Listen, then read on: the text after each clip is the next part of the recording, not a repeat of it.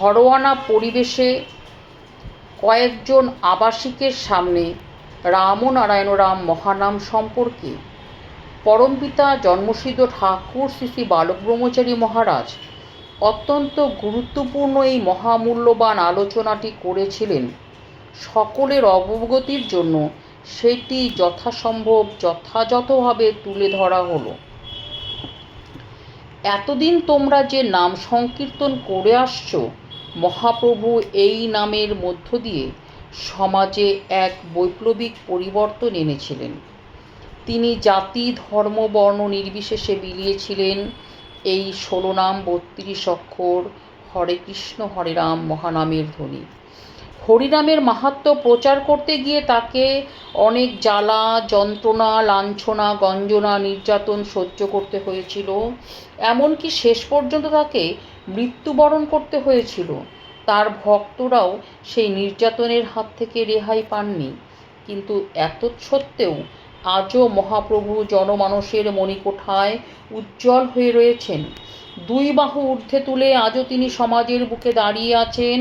কিন্তু সেই শত্রুরাজ কোথায়? গৌরাঙ্গ মহাপ্রভুর রক্তের মর্যাদা রক্ষাকল্পে তারই মাতুল বংশের শেষ রক্ত হিসাবে এই অভাগা অর্থাৎ শ্রী শ্রী ঠাকুর আজ তোমাদের কাছে উপস্থিত হয়েছে। বেশ কয়েকদিন ধরে মহাশূন্যের এক পরিচিত ধ্বনি মাঝে মাঝে দোলা দিয়ে যাচ্ছে। মনে হয় এটা যেন শুভ একটা কিছুর ইঙ্গিত।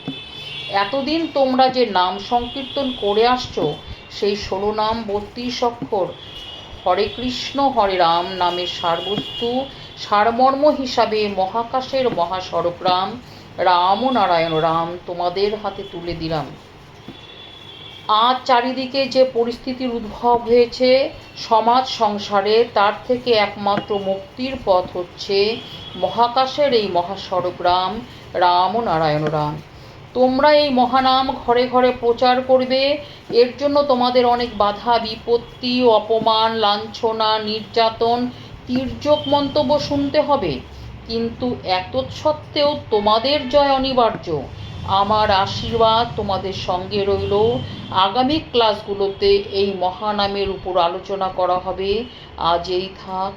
সবাই বলো রামনারায়ণ রাম রামনারায়ণ রাম রামনারায়ণ রাম রামনারায়ণ রাম রামনারায়ণ রাম। গুরু কৃপা হি কেবলম।